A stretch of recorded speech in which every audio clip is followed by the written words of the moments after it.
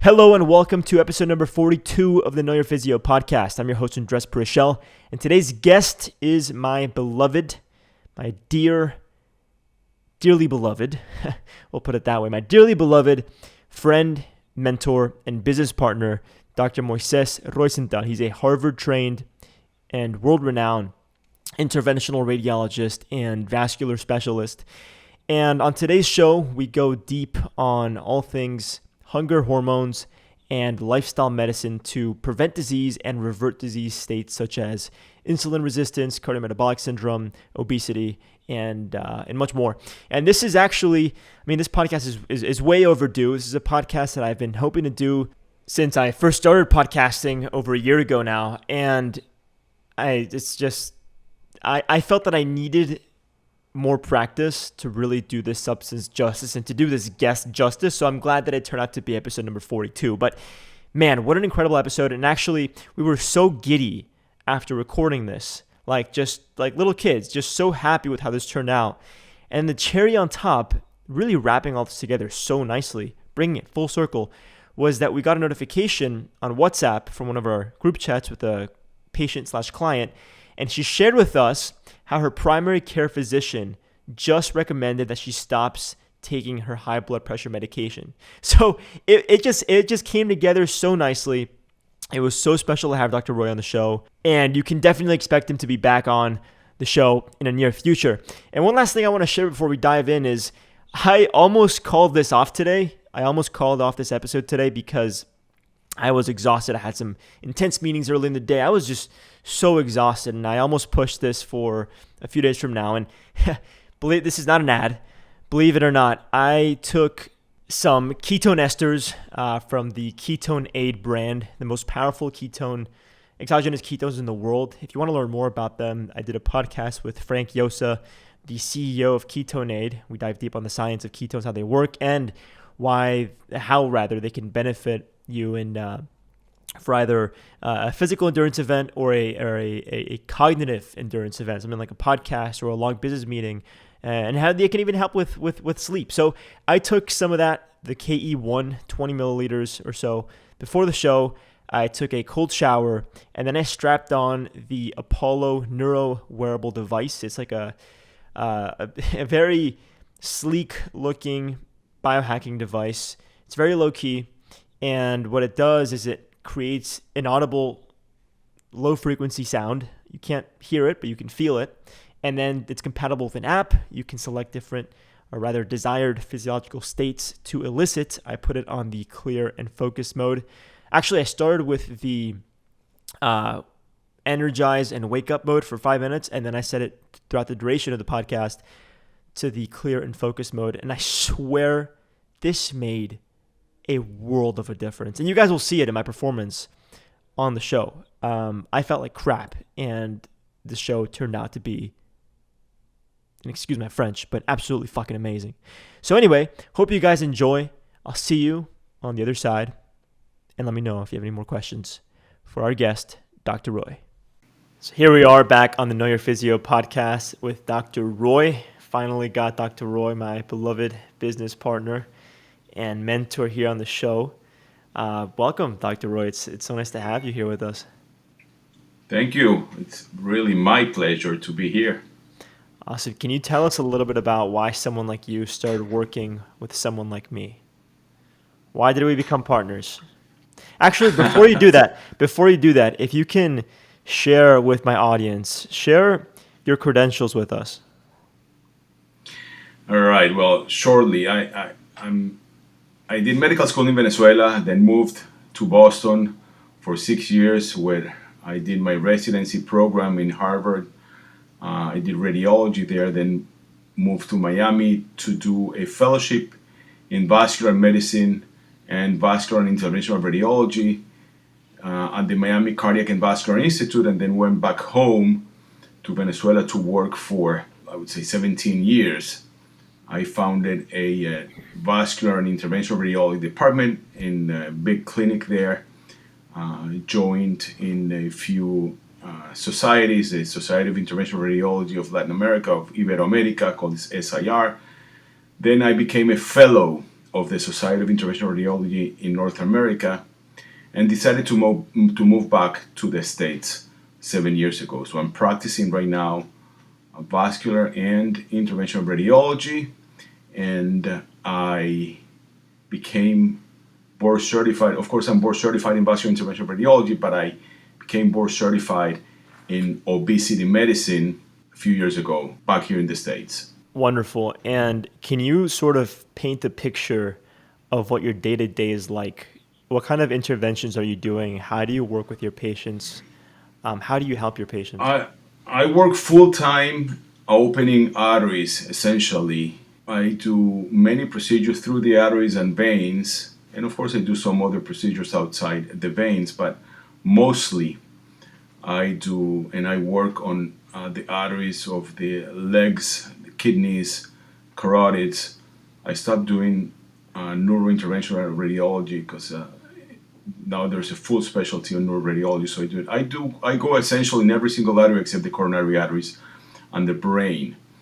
And over the last 20 years, I've been dealing with the complications of cardiovascular disease coming from diabetes, obesity, and smoking. Those are the major the major cause of cardiovascular disease, which I'm involved in it on a daily basis. That's what I do every single day, treating the complications of diabetes, cardiovascular disease, and obesity. So you tend to treat disease states that occur mostly as a result of poor lifestyle habits that people maintain chronically over the course of many, many years. Eventually, they develop these kinds of complications, and you're there as an interventionist to literally unclog arteries, right?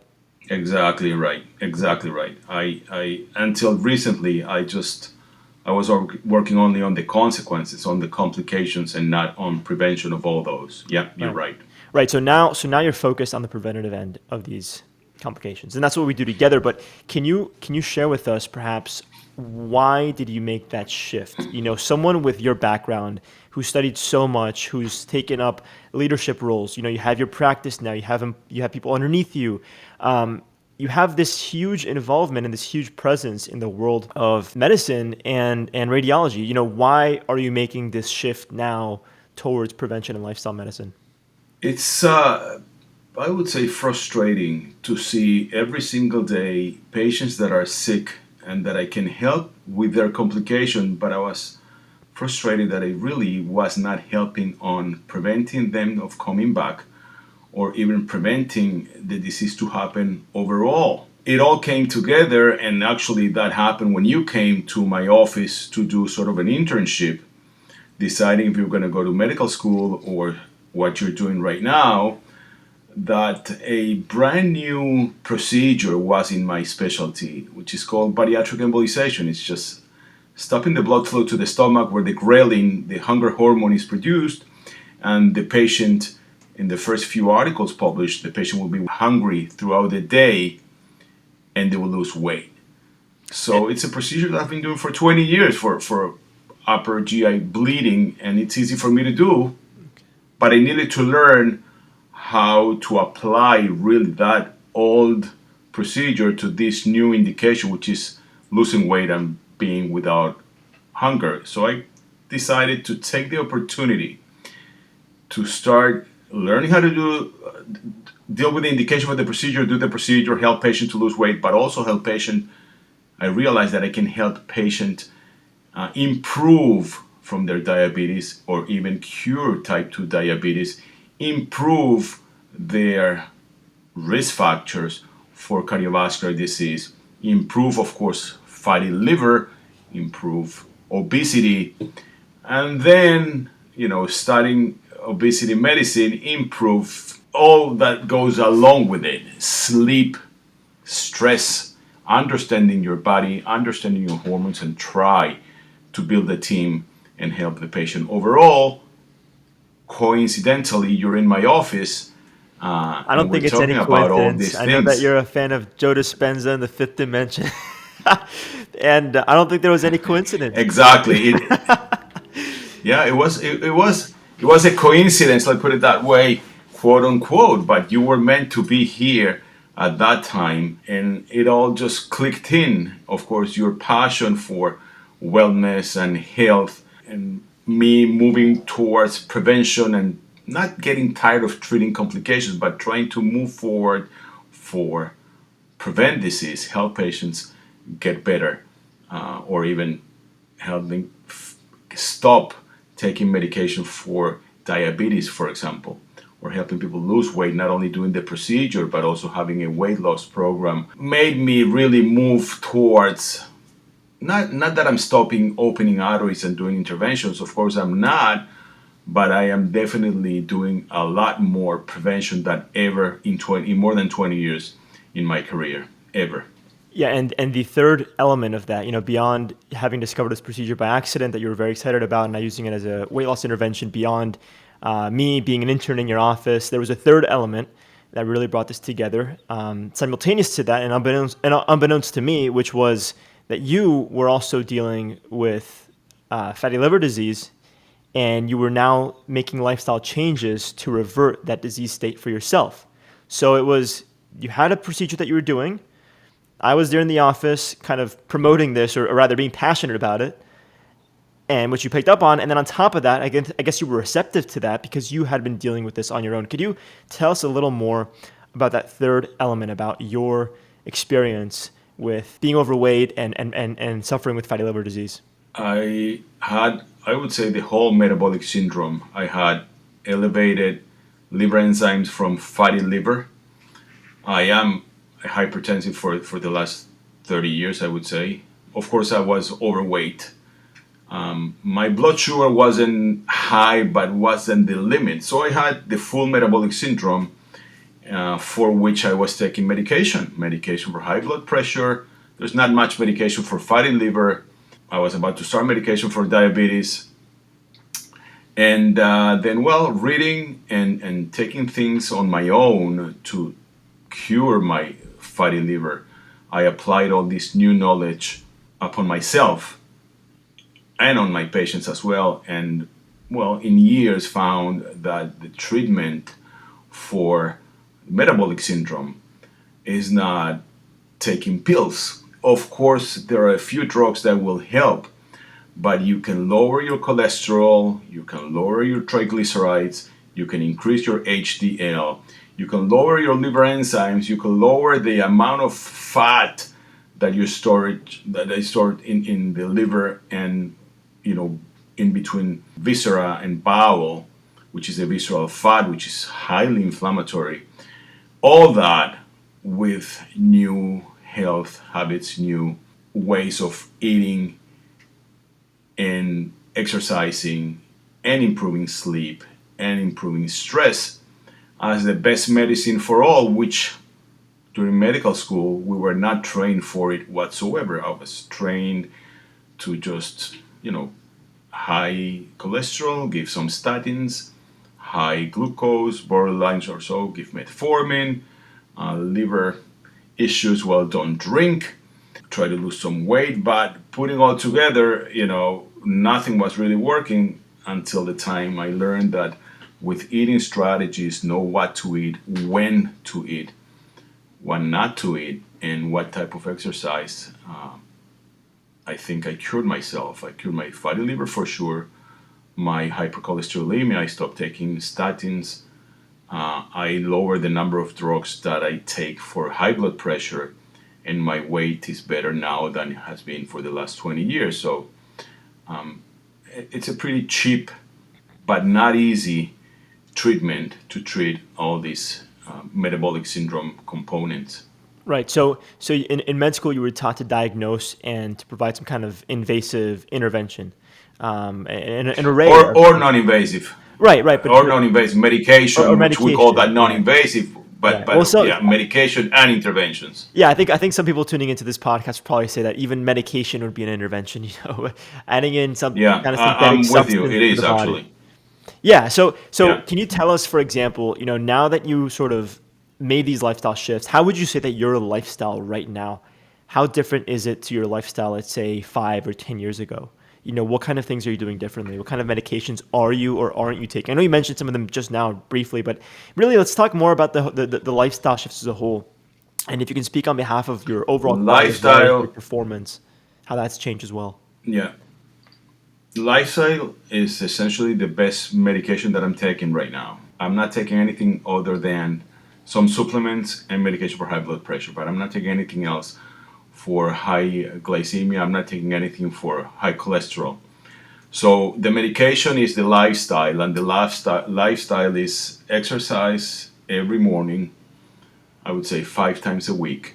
At my age now, I believe that I split weightlifting and some cardio 50-50, and I think it's a little more weightlifting nowadays than cardio, to improve my muscle mass, which is a metabolic organ essentially. It's an endocrine organ, in my opinion. So after 50, everybody should be lifting weight. Throughout the life, everybody should be lifting weight, but after 50, it's a must.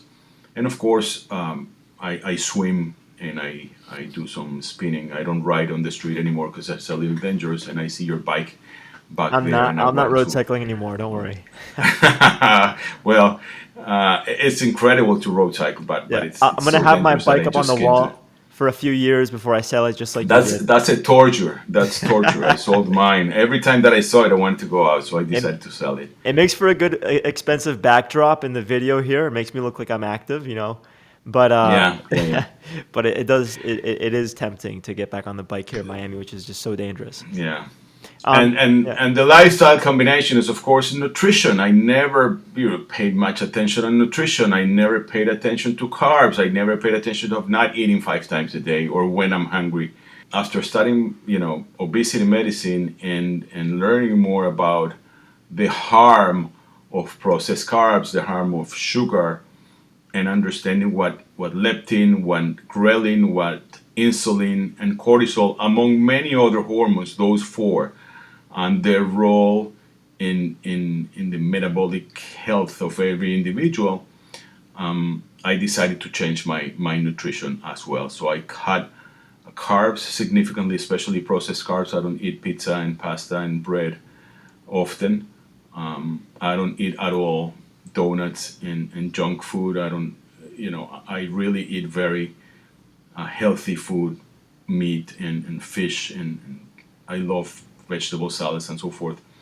Less alcohol, and also the hours of eating. I just don't have breakfast because I like the idea of not having anything to eat for 16 hours a day. And we can talk about the insulin spikes and what benefits are on that, even though it's been debated and some people don't think it's really necessary to stop eating for 16 or 18 hours. I believe it helped me quite a bit, not only to lose weight, but to feel less hungry throughout the day. And that's it. I mean, new habits on when to eat, what to eat, and what exercise to do. And of course, I meditate. I learned that from my wife. So I meditate every day, and it helps me quite a bit for stress control. And I take time to improve my sleep. Wonderful. And overall, I mean, the as a result, would you say you feel a lot better? You feel more energized, more focused? What are some of the benefits of these lifestyle changes? Like, how do you feel? My liver enzymes came back to normal. My liver ultrasound is, I have no fatty liver in ultrasound or even a biopsy. I had to do a liver biopsy. So I improved my fatty liver. I improved my weight, my fat storage. Evidently, my cholesterol went almost back to normal with an elevated HDL, and the triglycerides came down dramatically to below 70. So my numbers improve incredibly just with better nutrition, exercise, and stress management and sleeping well. All the numbers, all my blood work improved dramatically. And then, of course, my how I feel, my energy, my concentration, my daily work improved dramatically. The need of sleeping a nap. I used to, I needed a nap always at the end of the day at 4 at 5 p.m. I don't need it anymore. I can exercise much better now than 20 years ago. It's incredible. I swim better now. I ride better now, and I lift heavy weights now better than 10 years ago. So putting all the lifestyle together, it's incredible. And I'm talking about me, but this is exactly what's written in the literature and is scientifically proven that works well. And a lot of people don't know that. And this is what us in our program, you and I, and Dr. Patricia Jaimes as well, teach and tell our patients. And this is how we cure metabolic syndrome and all these diseases that are essentially the first causes of death nowadays, not only in the United States, but throughout the world. And thank you for sharing that. And before we get into, the hunger hormones and ghrelin, leptin, insulin, cortisol, and such, and how to manipulate them via lifestyle habits and lifestyle changes, can you maybe share with us just maybe one, two, or maybe even three of like aha moments or an epiphany that you had along your journey or in your practice that really made you kind of reflect back on the years that you spent in medicine that perhaps weren't the best way to prepare you to truly help others to be happier, be healthier, and live longer? Were there any moments that you can think back to where you said, man, I wish I had really learned this in med school, like something very specific, or I wish we could have done this differently? Is there anything that comes up? I don't recall a specific moment, but I can tell you that I have a twin brother who has suffers exactly the same thing that I do. And we were both on the same journey, getting more medication for high blood pressure, getting medication for high cholesterol, about to start medication for diabetes. And, and at 40, 45, so young with 3, 4, 5 medications that once I started doing all this by myself without any medical advice, of course, my medical advice and my own reading, but not from my internal medicine doctor, which I respect very much, or even my hepatologist who was working on my fatty liver, who I have a huge respect. Back then, 15 years ago, we were not talking about what to eat or when to eat. We just then eat less fat. Less fat.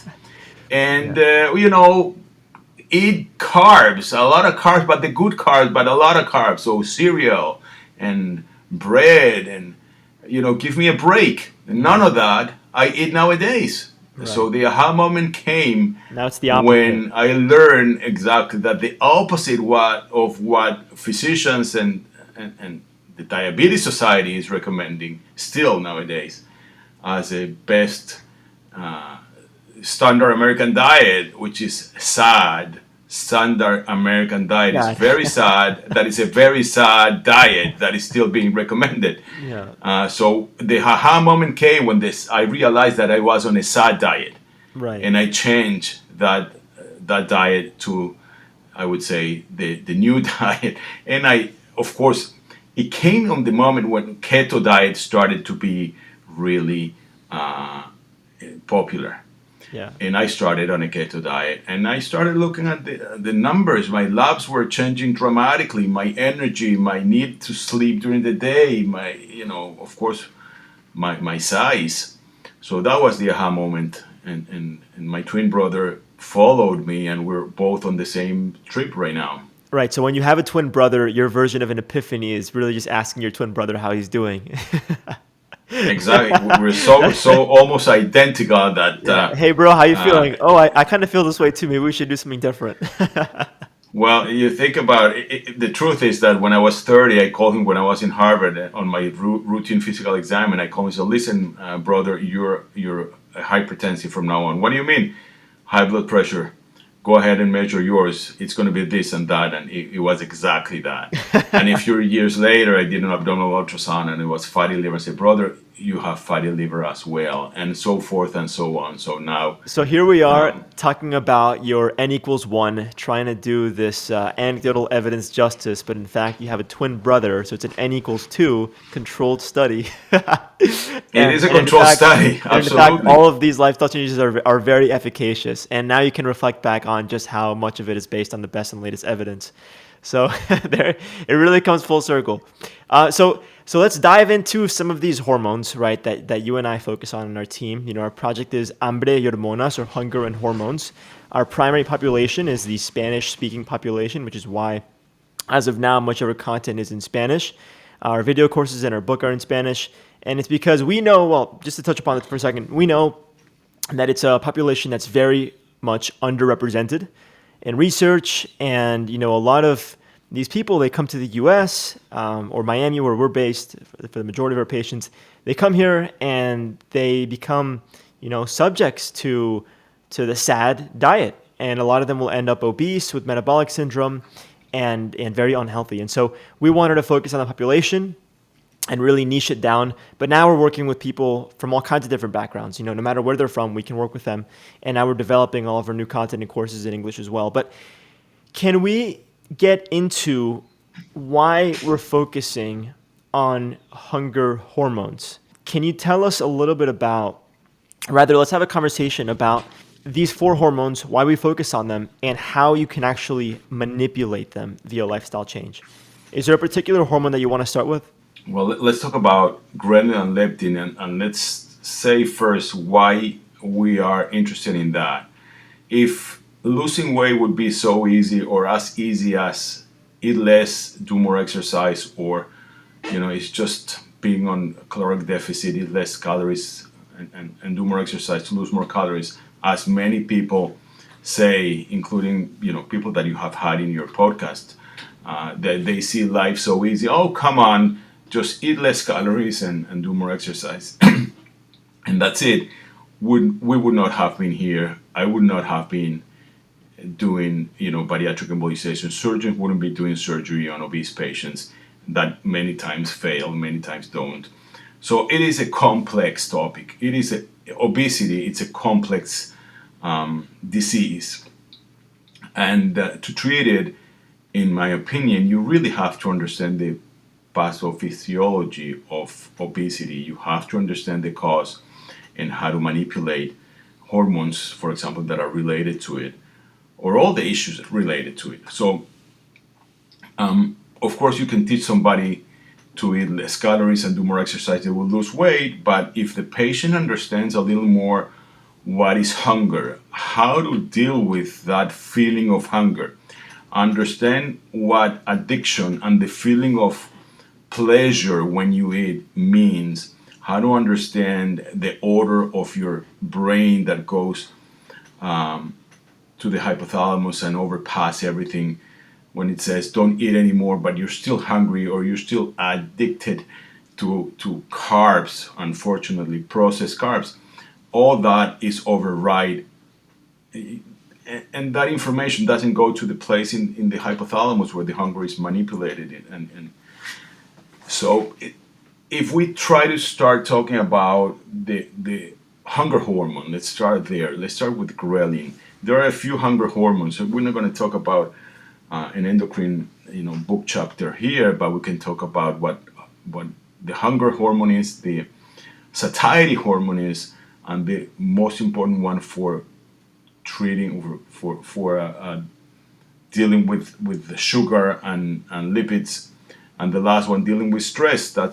Those 4 are the ones that I think we should talk about. Hey, if I can interrupt for just a second before we start talking about ghrelin, can we just finish? There was one point that you made earlier about the intervention that you were doing to treat obesity, which was bariatric embolization, where you embolize or essentially burn off the artery that produces ghrelin. So people were less hungry, they would lose weight, but ultimately the surgery failed long term, right? Because through maintaining the same lifestyle habits people had, they would develop collateral arteries around the embolization zone, and the ghrelin would come back. So you knew that there had to be a lifestyle intervention for a long-term success of the procedure. And then you discovered through your personal journey and through working with me that ultimately you could avoid that procedure and just focus on the lifestyle to revert the disease state.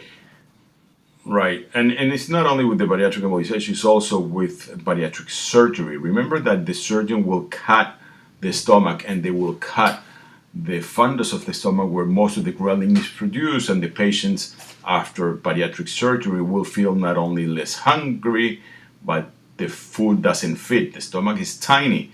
So they will lose weight initially because the combination of both. They will not be able to eat because the stomach is tiny. They're going to have to vomit if they continue eating, but also they cut the fundus of the stomach and they become less hungry. And that can also fail if you don't have a new way of life, a new way of eating, a new way of living.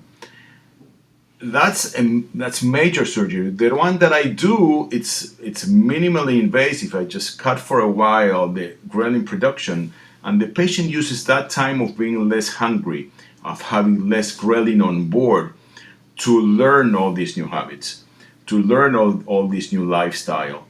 And if they take advantage of a time without being hungry, 3 to 6 months, even more, and you learn what to eat and when to eat and what to do, those patients, the procedure is very long standing, very, very long. I mean, it will last forever.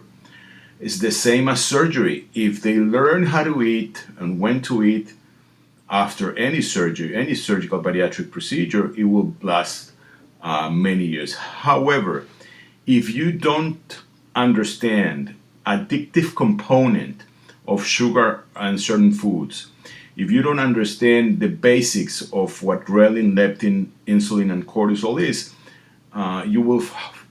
it will be hard to keep that lifestyle. It will be hard to understand that, and eventually you're going to start eating because you crave carbs and gain weight and lose the procedures, not only the bariatric embo, but also the bariatric surgery. Right. So it's the understanding of those hormones in particular that outfits someone with all the tools, tactics, and know-how that they need to attack hunger when it arises so they can continue on their path towards positive lifestyle change and weight loss.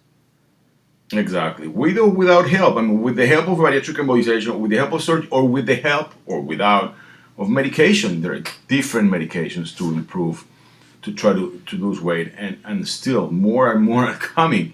The bottom line is that it's not easy to learn these new habits. It's not easy to learn this new lifestyle, and it's, of course, especially in the United States, not easy to avoid the processed food that goes into the brain and tells you that is incredible, and then you produce some neurotransmitters that say, wow, this is real pleasure. It's the same pleasure that smokers feel when they smoke, alcoholics feel when they drink, and cocaine users feel when they use cocaine. They feel well, it's the same, but it's terrible because they get addicted, and Yeah. it's the same center of addiction in the brain. And of course, they sell sugar all over the place. Donuts, I mean, in every corner there's a donut store. And you stop, you eat it, you feel incredible. And then you're hungry again in 2 hours. And then if you buy 12 donuts, you will eat 12. Yeah. Yeah, you're exploiting the reward mechanisms of the brain. I mean, it makes these foods inherently addicting. And there's a lot of debate whether sugar is addicting or not. I mean, the way that we understand it, I have a reason to believe that in fact it is, and so do you, or at least that it has addictive components for particular people and individuals, but I don't want to go too far off into that rabbit hole. Do you mind if we come back to ghrelin? Can you tell us a little more about ghrelin, how it works, where it's produced? I mean, I think people understand now where it's produced, but can you tell us a little bit about how it works and how we help people lower their ghrelin levels and their hunger? It is produced in the stomach, and it goes up to the hypothalamus and in the brain, and there it regulates the need for eating. It's not as simple as that, but if we see it in a simple way, it goes up before eating, and it's usually up an hour before eating if your regular schedule of having lunch and breakfast and dinner. It of course increases when you are without eating for a long period of time, when you're fasting. So those are the main issues and where it goes up. Of course, if patients that don't sleep well will have an increase of ghrelin, and people that are very stressed out, it goes up. And so those are the main causes of having an elevated ghrelin. If you want to just stop that hormone action, either with medication, with a procedure, or cutting the stomach, the feel of needing to eat will come down, but not the pleasure of eating. So you have to spread those apart. You need to survive. You eat to survive, and you eat for pleasure, and those things are different. Ghrelin will give you the feel of you have to eat because you have to, and the pleasure of eating a few different things. It's a different story. You can eat candy, or you can eat a donut or a bagel or pizza without being hungry. It's just because you just saw a sign of it or the smell of it, and you decided to eat it, not being even hungry, because the mechanism of pleasure after eating those is different than the mechanism of ghrelin. But if, of course, if you control the ghrelin production and you understand that you're not hungry and you avoid eating without being hungry, you're going to lose weight, and then you're going to learn new habits.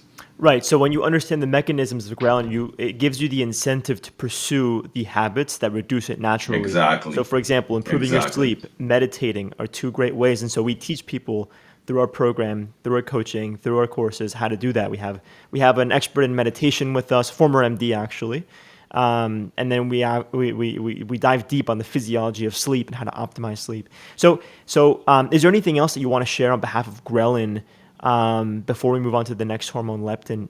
Ghrelin is a very difficult hormone to measure, for example. So I don't want to get the idea of people going out and measure in a blood work. Oh, let's measure my ghrelin to see how high it is. No, Yeah. in fact, I stopped measuring it. You can, but it's very hard. It goes up and down, and different people depending on their sleep, on their weight, on their hours of eating. So ghrelin is a hormone that you don't really have to measure the exact number, but it's something to keep in mind when you feel hungry, or when you feel that it's not hunger, it's anxiety, or it's a desperate need to eat something as an addiction. Yeah, well, inherently, it's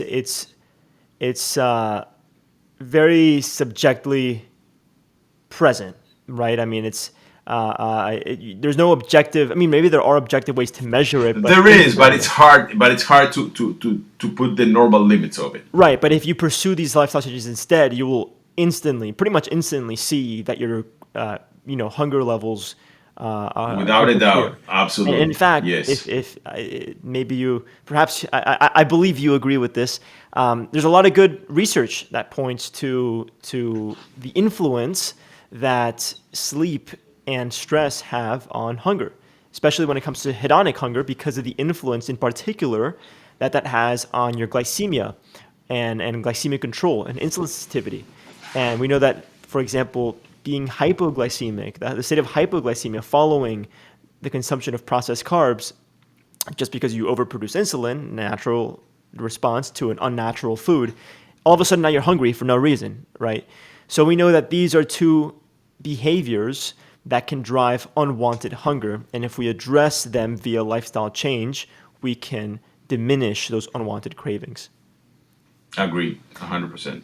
And so so let's talk a little bit about leptin. I know, and I'll just to emphasize for people tuning in, these are very complex hormones, and we're just kind of skimming over the mechanisms and how to address them. But I think it's important to give everybody, even a basic level understanding of these hormones. I think it can do a lot for people and really motivate them to pursue these habits. So let's talk a little bit about ghrelin. What does ghrelin do? Where is it produced? How does it Leptin. work? Sorry, yeah, leptin. You mean leptin? Yes. Leptin is the satiety hormone. It's believe it or not, it's produced in the fatty cells in adipocytes. It's produced there. It goes the same to the hypothalamus and gives the signal that you have eaten enough, and satiety comes. You don't have to eat anymore. So it's interesting that if it is produced in the adipocytes, the fatty cells, and obese people have many of those, in fact, significantly more than a non-obese patient. Why would they eat so much? Well, the mechanism is called, they're resistant to leptin. The leptin in obese people is higher, but it doesn't work well. Also, it happens in people that don't sleep well.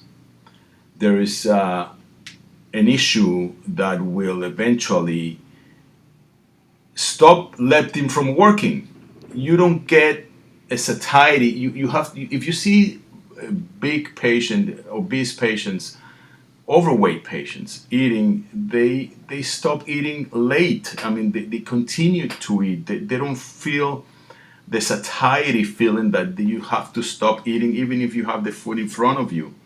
So leptin is a hormone that will cause satiety, but the mechanism of its action is very complex, and it's altered in overweight patients, obese patients, of course, patients that don't sleep well, and also people that eat too much fructose will change and will alter the leptin mechanism of satiety. So it is a hormone that you have to understand well and try to find ways to make it work better.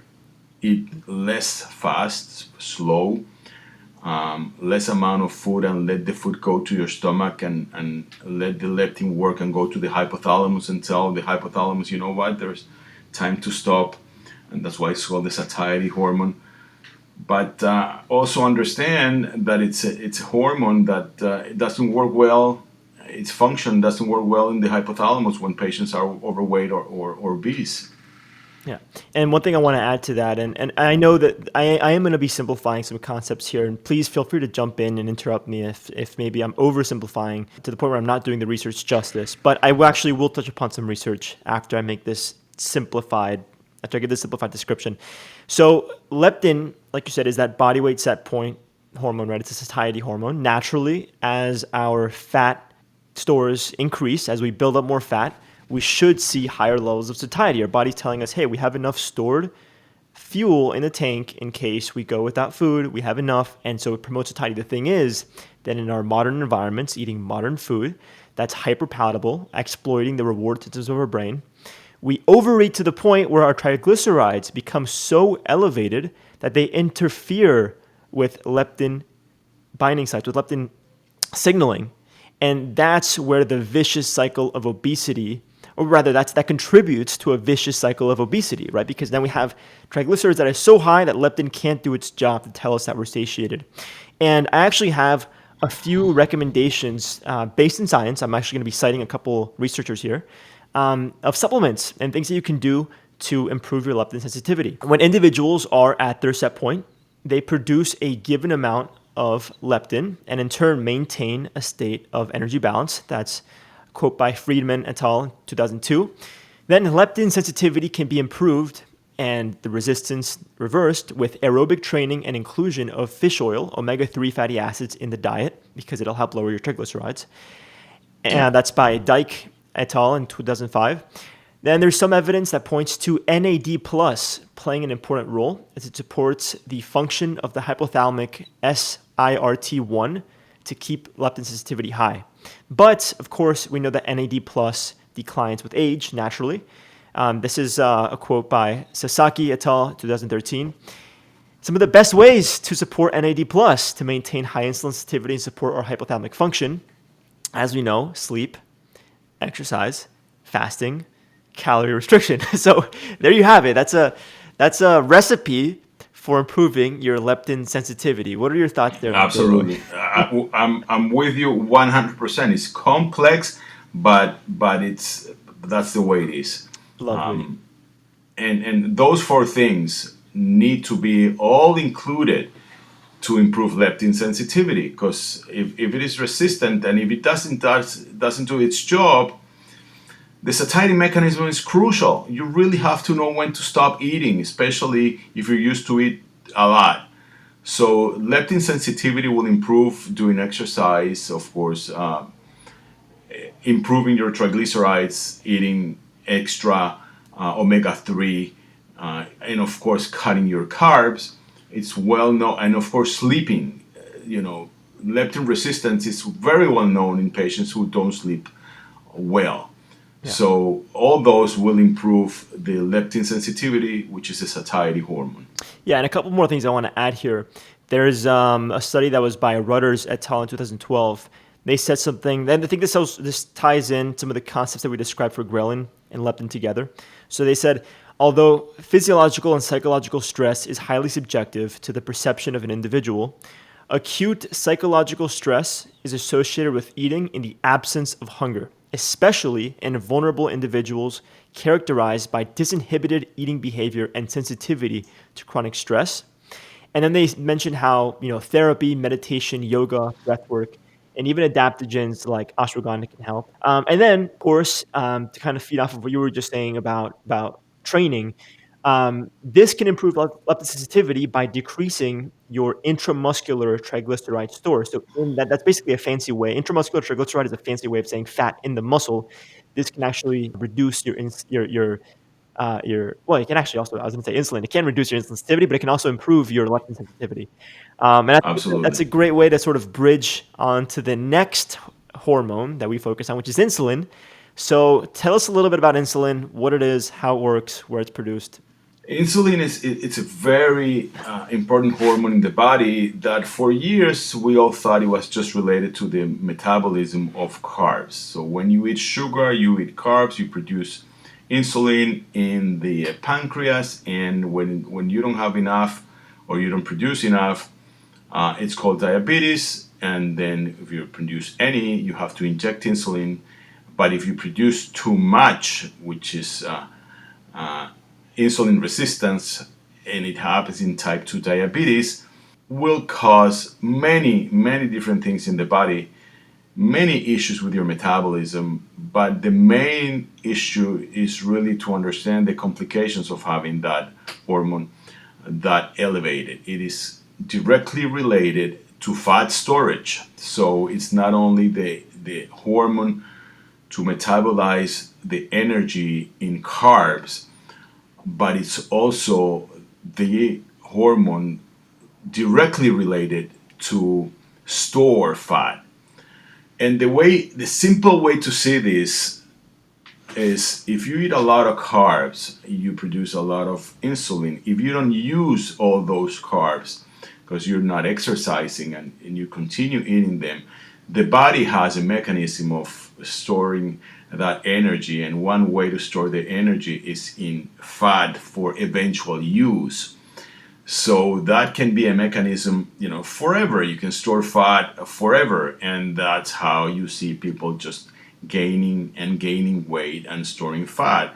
The thing is that fat in particular, is very inflammatory and is directly related to all the complications from fat storage. And the number one is cardiovascular disease and blocking the artery, because it will alter the metabolism of triglycerides, fat in your bloodstream, the cholesterol, and it will deposit eventually in your arteries, and that deposit eventually will grow, will narrow the artery, get inflamed, and occlude the artery, and that's where the strokes come, or the heart attack comes, or occlusion of the arteries in the legs, which is what I open every day, occurs, and of course erectile dysfunction from blocking the arteries, and blocking the arteries in the retina and blindness, or blocking the arteries in the kidneys and end up in dialysis. So all that is the same mechanism of action, which is related significantly to insulin. Right. And we focus on a number of different lifestyle habits, particularly exercise protocols and nutrition to improve insulin sensitivity. And of course, with each individual, according to their age, their background, their lifestyle, the specificity is endless. But I want to share a little analogy for people to understand insulin, how it functions. I think it's a great way to sort of paint the picture of how it works. But first, I'll start with this. So exercise, for example, improves insulin sensitivity by increasing glucose or sugar or carbs uptake via these molecular mechanisms.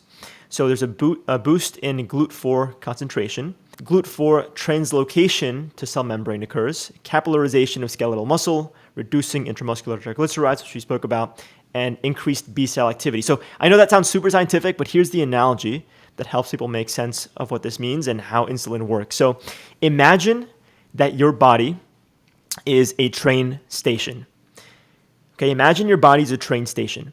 To optimize the flow of people, or in this case, the metabolism of nutrients, the conductors of the train station, insulin, need to properly signal the opening and closing of doors on the train, which are the GLUT4 receptors on muscle, to allow just enough people in at just the right time. Okay, so the GLUT4 receptors sit on your muscle membrane, and they basically allow sugar to come in. Insulin orchestrates that. So let's return to the train station for a second. So the more that your trains move, so the more that you exercise and the more physically active you are, the better job your conductors can do. So you have higher insulin sensitivity. An added bonus is that this movement puts a greater demand on your train station to upgrade its infrastructure and hire more conductors. So these are your hypothetical train station upgrades awarded by movement. There's more conductors, meaning increased B cell or beta cell activity for insulin. There's more trains, meaning you gain muscle, you see an increase in capillarization and a boost in the GLUT4 concentration. And optimal use of space happens as well. Optimal use of space in the train carts. There's lower intramuscular triglycerides taking up that space. So to protect your train station from wear and tear, which is like sarcopenia or the natural loss of muscle mass as we age, lower testosterone, injuries, etc., combine resistance training, trains move more quickly, right? And aerobic training, the trains travel further. And now in this imaginary train station, supply always meets demand so long as you demand health. That's my analogy for insulin. Well, the analogy is perfect. I mean, Yeah. and that is why I think that people my age or after 40 should lift weight, because all you mentioned happens in the muscle. Insulin sensitivity improves in patients who have healthy muscles. That's why just running or just cycling is not enough, in my opinion. Of course, cardiovascular health, you need your heart healthy. It's a muscle in itself, and it, of course, improves a lot of the vascular health and the endothelium. But lifting weight and having normal muscles will occur in the muscle. All you said, all the analogy you mentioned, which is very nice. Because the mechanism is extremely complex. You have to have healthy muscles and you have to lift weight. And lifting weight will gain muscle mass, but will make you lose fat, believe it or not. Not only jogging and not only walking, it's combining both lifting weight and walking or jogging or cycling or swimming that will improve that insulin sensitivity, which should be essential within normal limits to have a very normal metabolism overall, not only on carbs, but also on fats. Yeah.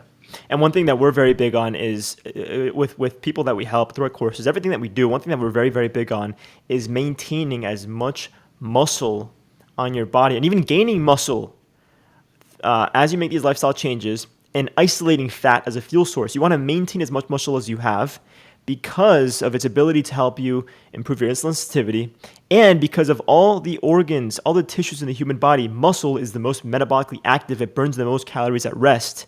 And so if you can maintain or even gain muscle while you lose weight from fat, it's easier to maintain your goal weight long term because you're burning calories just having your body maintain itself. There's a lot of people that will make extreme changes. They'll establish an extreme amount of caloric deficit. They'll do these crazy changes. They see a dramatic spike in cortisol, increased rates of gluconeogenesis, so muscle gets converted to sugar just so the body can maintain itself and the central nervous system can maintain itself and doesn't get exhausted. And so you see an excess loss of muscle mass. The problem is, sure, muscle is the most is super dense. It has a lot of weight to it, and if you lose a lot of muscle, you lose a lot of weight. But what we believe in is in long-lasting positive lifestyle change, in long-lasting weight loss, and we know that muscle plays an essential role, so we have to maintain it. So we teach people how to do this and how to maintain their metabolic rate very, very high. Not only for insulin sensitivity, but as you said, for other hormones, testosterone in men and women, growth hormone, and also healthy bones. remember that aging, the bones get weak. With a good muscle mass, the chances of osteoporosis and fractures decreases significantly. So you have to have muscle mass and keep it as healthy as possible throughout life, and especially after 40 or 50 or 60.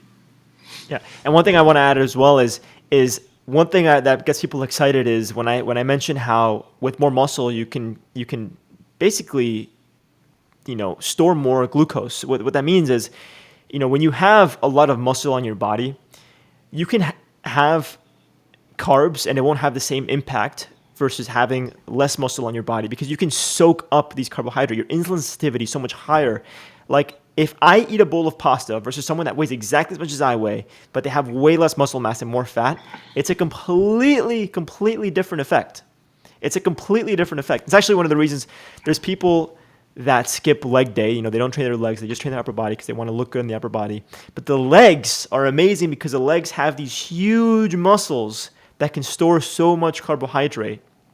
So that gets people excited because I say, hey, look, if you improve your musculature, you can have carbs every once in a while. I think everyone has to be flexible, for the long term. You can have your carbs and you're not going to feel tired. You're not going to feel like crap. You're going to feel great. In fact, it's going to fuel your next workout. So you can store more and not only that, but you're going to store them in your muscle and not as fat in your belly. Yeah. Which happens with people that have no muscle mass. Yeah. Eating the same amount of carbs, eating the same pasta. And then it has a dramatic influence. And then they see a rise in blood glucose. They overproduce insulin. And they see a drop in blood glucose. Now they're hungry. They have low energy. They have brain fog. They don't sleep well. They're very sensitive to stress. And so we help these people address all these different lifestyle variables with all the tools, tips, and tricks we have based on the best and latest science. But I believe now there's actually one last cortisol. We've talked about it a bunch here and there indirectly, but let's talk a little bit about cortisol, just to sort of wrap this up. If we can speak a little bit about cortisol. Not too long. Cortisol is a stress hormone, and it's a mechanism that the body has to produce when you're at stress. And we have to differentiate acute stress from chronic stress, and both will produce cortisol. In acute stress, anything, an accident or something that scares you or something that you have to make a quick decision, you will produce cortisol, and a bunch of things will happen immediately. You're going to be ready to run, ready to fight, ready to act, focus on something. And that's acute stress, and that's an acute response to cortisol, which is great. It's healthy, right? That's a healthy response. It's a healthy response. It's an emergency response, and we're ready to make decisions and to run or fight or whatever needs to be done. But if you are in continuous stress, you're going to continuously produce cortisol. The body doesn't know that it's a chronic stress. It just knows that it is stress.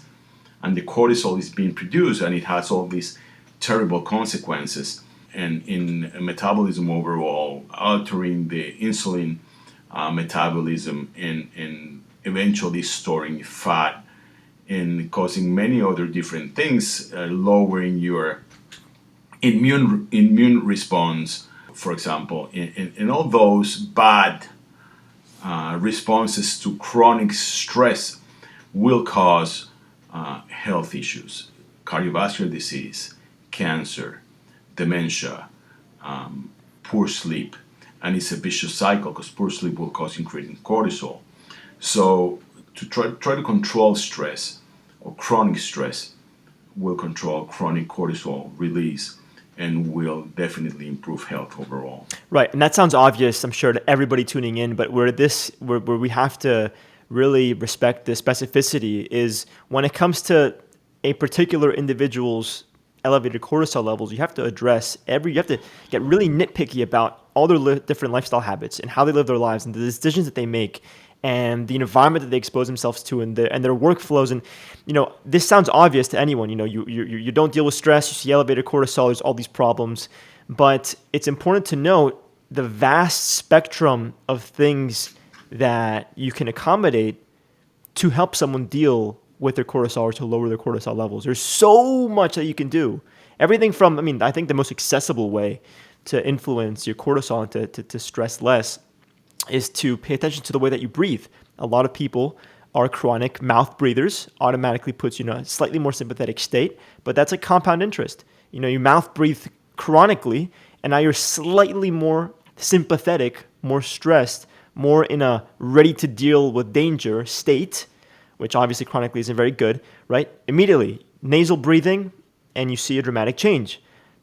For people that are chronic mouth breathers, they can do things like mouth taping at night, so that they guarantee that at least 1/3 of their day they're in a more parasympathetic state, especially when it counts most during sleep. But then there's everything from I've personally helped people even in their 50s make complete radical lifestyle shifts. They went from working underneath someone to entrepreneurship because it gave them more freedom. It gave them the chance to experience something that gave them joy and to be flexible. And so there's everything along that spectrum, right? The kind of shifts that you can help someone make to help them address chronically elevated levels of cortisol. So I think that's a good way to sort of wrap this up. It's incredible. It's already been an hour with you here on the show. I think we need to have you back Wow. as a consistent, appearance.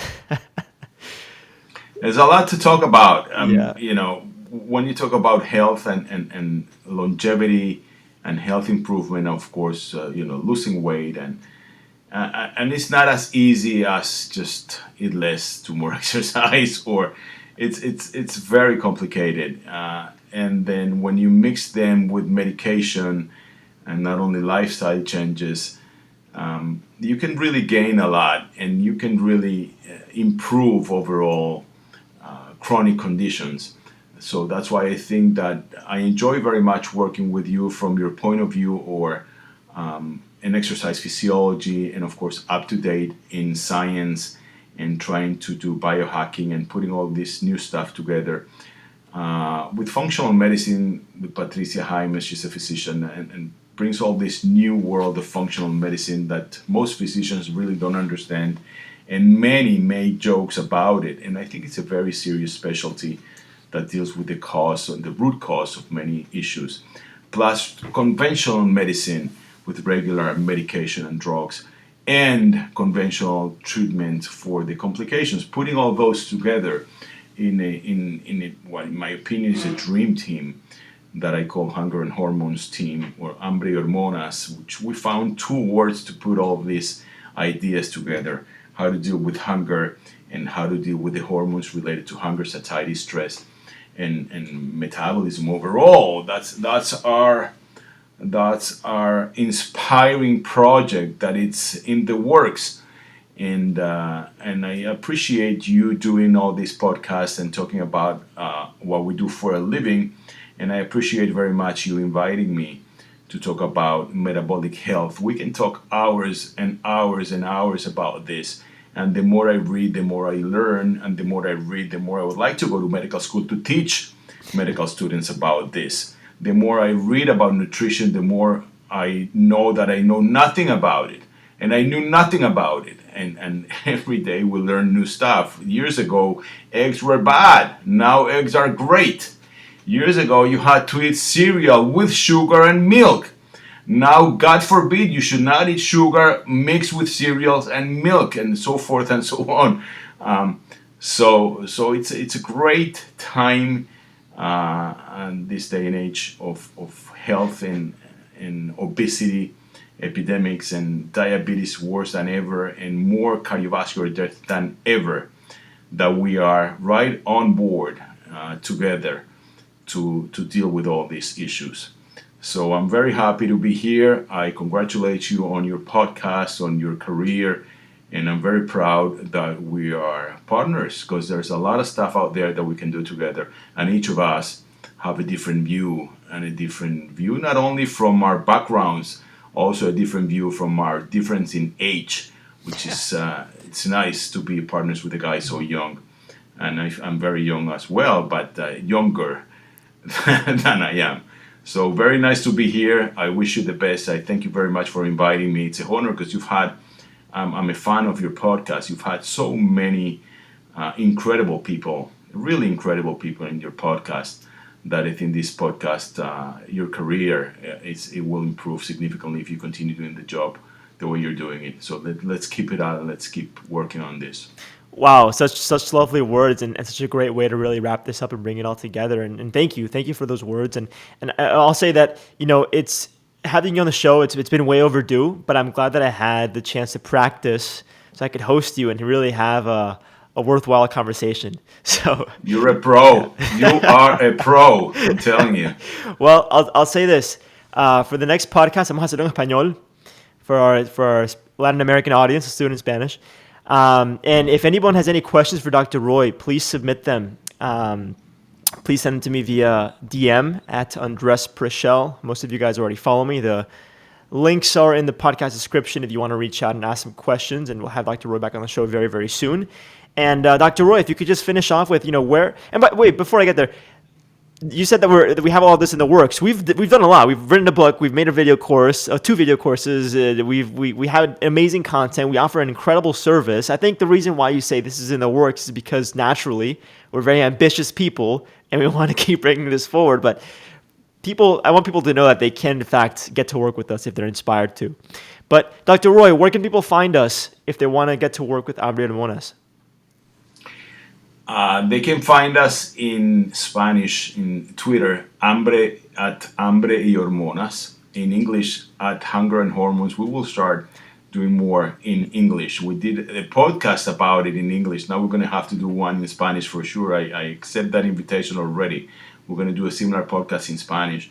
But they can find us in Hambre y Hormonas in Instagram, Dr. Roy, DRROI, in Instagram, which is myself. And Twitter, Hambre y Hormonas in Twitter, Facebook, the whole social media platform. We have a book that we sell. It's on sale in Amazon called Hambre y Hormonas. And soon a partnership with a company who's developing very fast and very well in the health industry in Latin America, which is called Qubit.